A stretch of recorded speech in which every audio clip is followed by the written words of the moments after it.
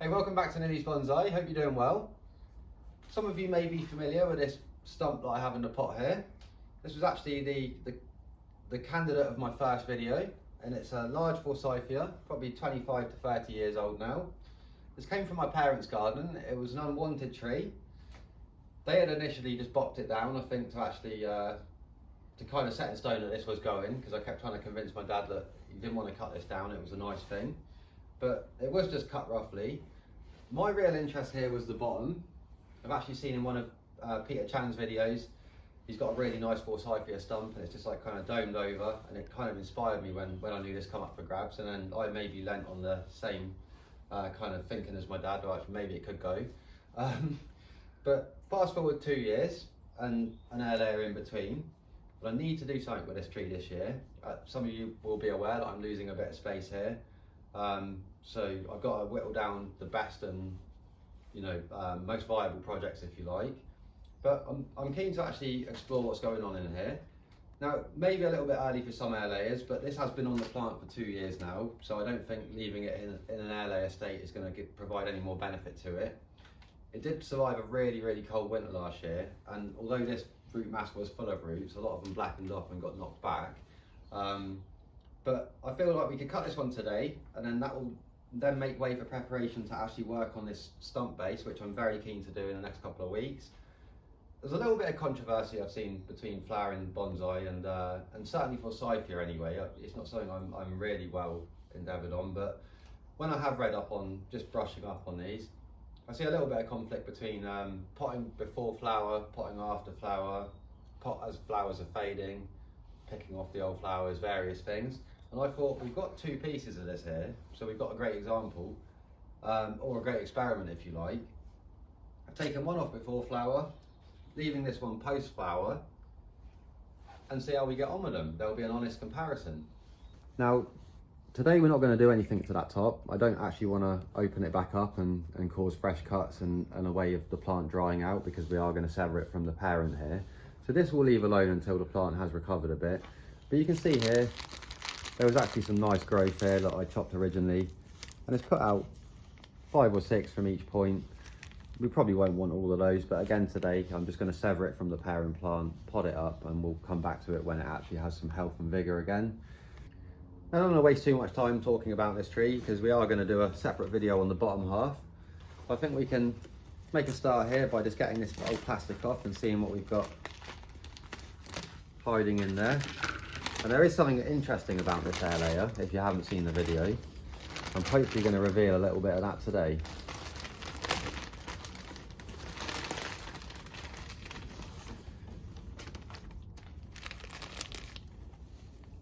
Got some unwanted grass in there.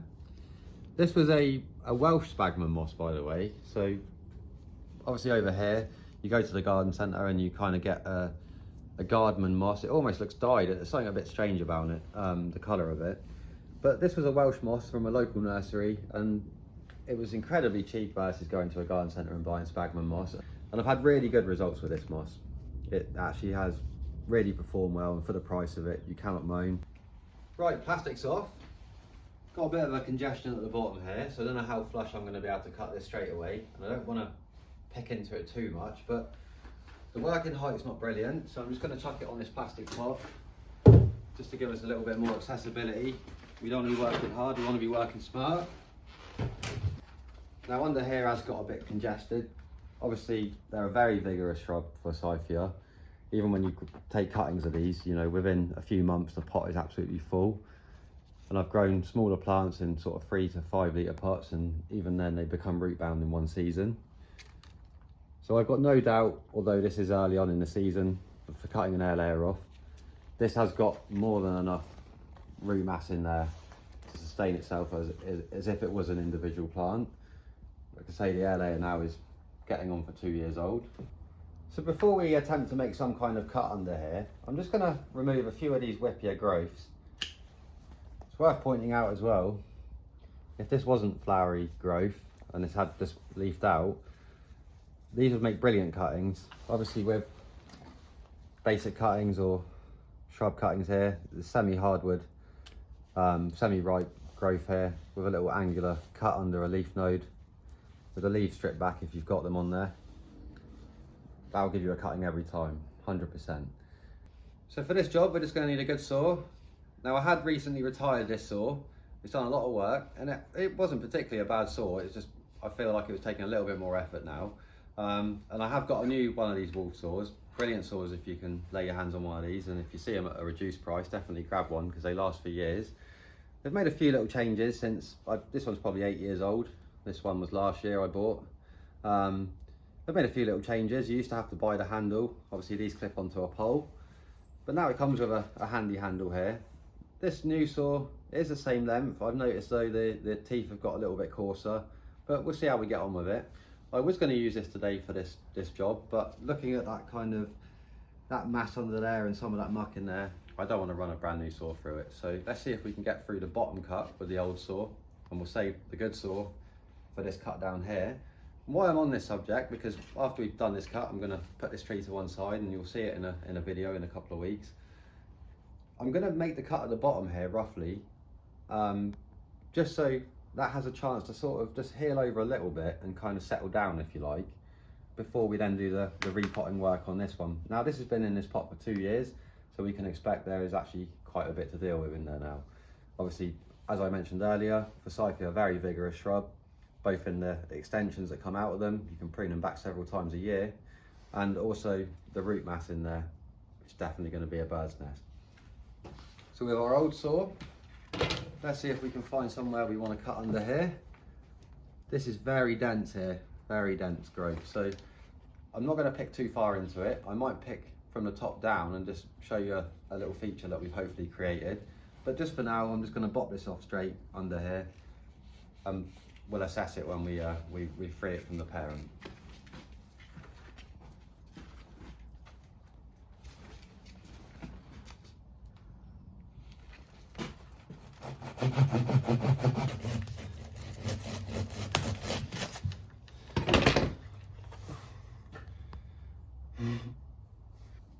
So I'm not going to lie, with that old saw that was a little bit of a battle. We got a clean cut, but definitely did take some effort. It's fairly dense, this Forsythia wood, although I don't think it would last long if it was a dead piece of wood on the ground. I think it would rot pretty quick, but fairly dense. Now, just looking at where the saws run through on that, it's kind of interesting, and it kind of confirms to me I'm making a good decision here in a way, although this is a bit of an experiment. But a lot of this bark on the top here, you can see it's actually died back. So it's like the tree has already shed that air layer naturally off itself. So I'm not finding much alive as we go through there. All dead. So it wasn't really doing anything on there now. Just goodwill really.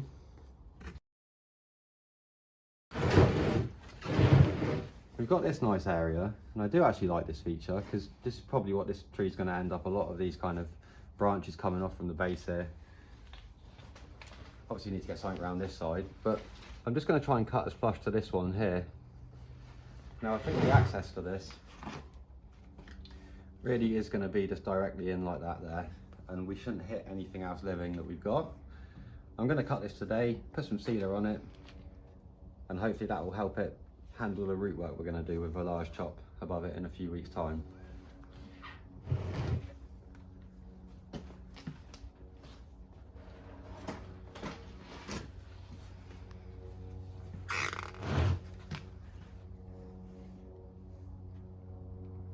I'm just going to rock the saw on there to make sure that I'm not going to go too low. At this point I'm actually a little bit high, but because we're going to either grind it back or carve it back, I don't mind leaving us a little bit of playroom there. So I'm content with that. I'm going to keep the saw flat.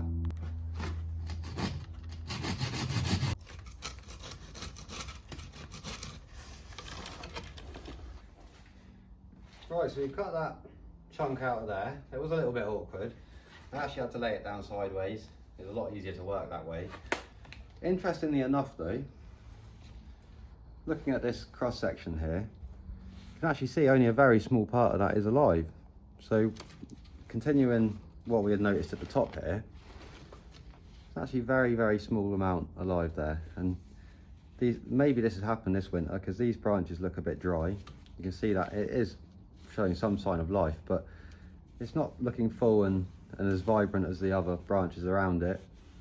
So definitely just hanging on, and you can see the live area, the difference there in the branching. A lot greener, a lot more plump, doesn't look dehydrated. So we'll see how that pans out. Definitely going to have a big large dead area here anyway, either way, so something to carve into and play with. Definitely going to take a bit of thought this one, like I say. So we've got our air layer separated off. It's on the operating table if you like. I'm not going to get too involved in this. It would be quite easy to start trying to unpick that, or quite easy to get involved in more than you need to. I only want to show you guys maybe the feature that I'm hopefully have created, but looking at some of this dieback, I'm wondering whether it's going to have worked now. I thought this would be a vigorous enough thing to do this with, but let's not doubt it until we've seen what we've got in there. See, we've got a bit of grass we don't want here. Definitely want to get that out.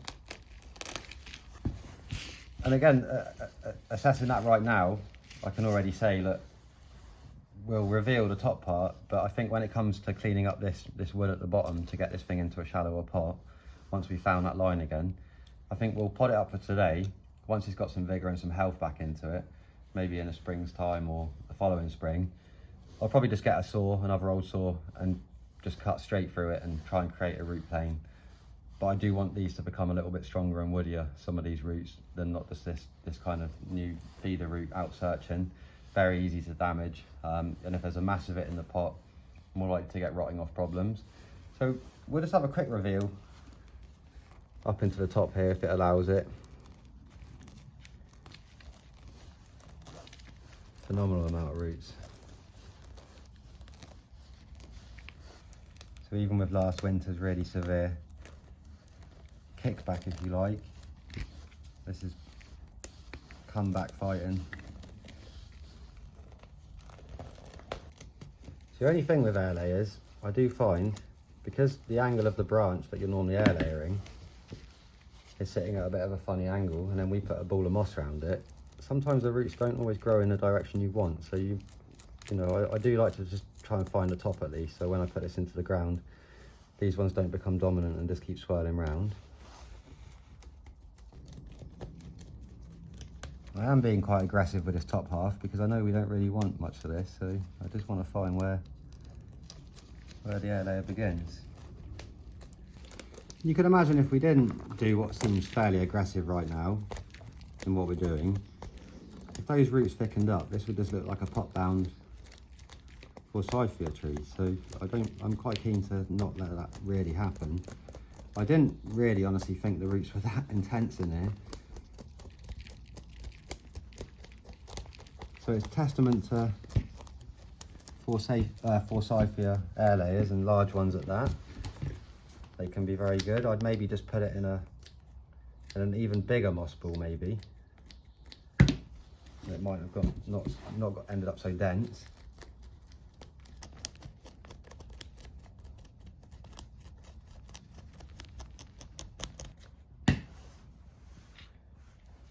Right, I'm gonna leave this one here. I said I wasn't gonna take too much off of it, but upon closer inspection, it needed a bit more off of it. I've stopped short of saying that was an absolute nightmare, to be honest with you, to pick through that and find where the kind of Nabiri started. Now, there's a lot of misdirectional roots going on. I've done my best to kind of trim back to that.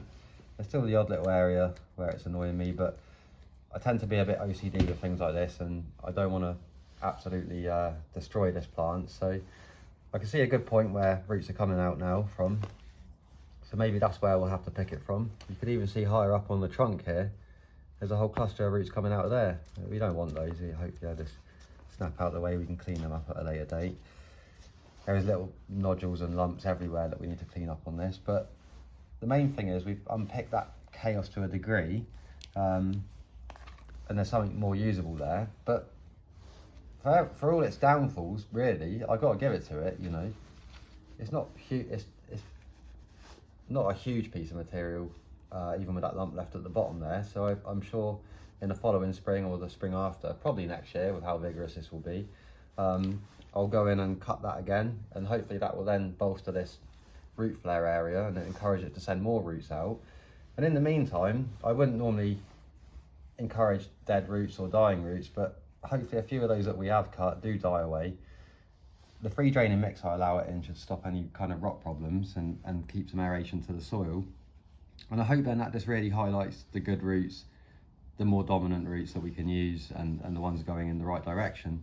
So I wouldn't normally encourage the death of roots and you know, things like that, but to get anywhere into that and to make it more usable and to create some order, I think we're going to have to rely on that kind of process where we cut these off and the natural dying back of them. But you know, for quite a chunky old piece, really, I don't say it wouldn't want to go in too shallow or a pot anyway, so I don't think we've achieved too bad a job there. And you can see the making of something quite impressive around the edge there. So if you're going to AirLayer a Forsythia, don't be scared in taking a big chunk of it off if that's available to you, because they seem to AirLayer phenomenally well. The moss I do like to normally reuse. On this occasion, I think it's going to be fit for maybe just top dressing. There's a lot of roots in there. I don't know if I even got the time myself to sit there and pick those through. But you know, if you are looking to save a few quid and reuse the moss, which you know I like to try and do, then just pull out all the roots that you see, and you might have something usable there. On this occasion, because of the level of trimming back and little tiny pieces, it is quite contaminated, so it probably wouldn't be the best for another AirLayer. Potting wise for this tree, I'm going to go for a fairly large plastic flower pot for now. I'm not going to put it into any kind of training pot or anything, although those familiar with my videos know that I use flower pots as training pots quite often and cut them down. Again, on this occasion, I'm not even going to cut it down. I'm just going to locate it in there, pot round it, and just really leave it alone. I couldn't really find a good way of anchoring this thing. I could come across them, but a lot of these are quite soft, fragile roots, and I don't really want to start damaging what we have preserved there. So I think with the size of this tree, I'm just going to really pot it up. And I might add some little guide wires to maybe this broken piece and a few of those branches, and just secure it to the pot that way. As soon as this starts pushing out roots, it's going to be left in the greenhouse, but as soon as this does start pushing out roots, it really is going to anchor itself in there in no time, as you kind of witnessed there from that unpicking of the AirLayer. So the potting mix I've got here, as some of you might be aware in my previous videos again, I've just got crushed red brick, some compost in there, a little bit of garden soil and some perlite, and that does provide a nice airy mix. And I'm sure this Forsythia is absolutely going to love that, and it'll actually make it a lot easier to do the repotting stage next year, because it will kind of fall away a bit more, and that's my theory anyway. So into our pot there, I've just got some crocks in the bottom again, just really because of the size of the holes in there. I don't want to start putting bits of mesh over them just to hold the soil in.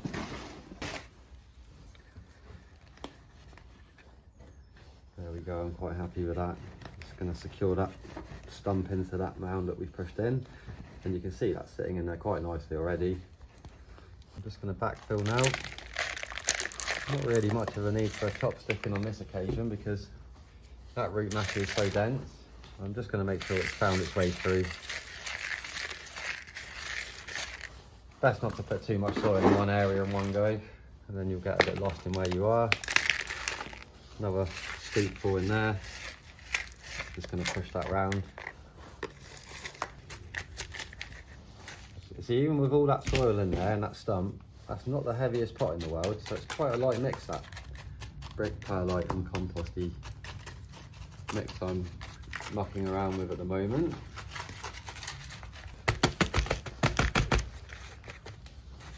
There we go. It's fairly firm in there, you see. So look, I'm wobbling the trunk, it's not cracking the soil, and it's moving the pot. Choice of the pot here as well. We actually have gone a good couple of sizes over, and again, that again is to one, deal with the vigor of the plant, but also when we do get new roots forming, or off the cut into the ones that we've trimmed back there, it's actually allow them roots to thicken up a little bit and not end up the spindly little roots. They hit the side of the pot, start going round, I'm going to give it a little bit of room because I want to develop some thicker roots because it is quite a thick old trunk. So I think going forward with this tree, our best hope really, if we can't get more pronounced roots at the top there and a nice flare, is you see on old Japanese maple bonsai, you know, really quite old ones, where the roots have all meshed together and they've created that nice dish in the berry there. I can't really kind of think of the right word for it, but all the roots, like I say, they mash together and it just forms one nice structure. And I think with this one here, with the amount of roots coming from that area, if some of them don't die back, that's probably going to be the sort of the feel of what we get from that. But yeah, quite an intriguing experiment. I think we can call it a success in some ways, but maybe the delay in not cutting the tree last year.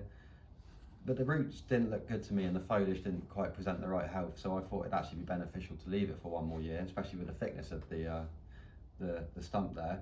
But what was hiding behind that first layer of moss was really quite surprising.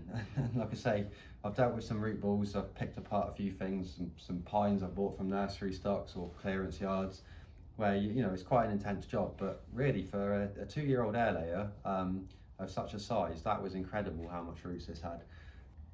Well, hopefully that's provided a bit of an insight and a bit of inspiration for those of you looking to do AirLayers, and you can kind of see maybe not the limitations because this is work, so we can say the limit's way higher. But yeah, nice insight into dealing with larger AirLayers and you know the process thereafter. Well, thanks for watching. If you have found this helpful, useful, or just enjoyed it, maybe consider giving it a thumbs up. If you are a new viewer, maybe you'll consider subscribing to the channel. Be handy for us and keep you up to date with little things that we got going on, especially when we start working on this one. And if you're a returning viewer and subscribe to the channel, thank you very much for your support, and I'll see you in the next one.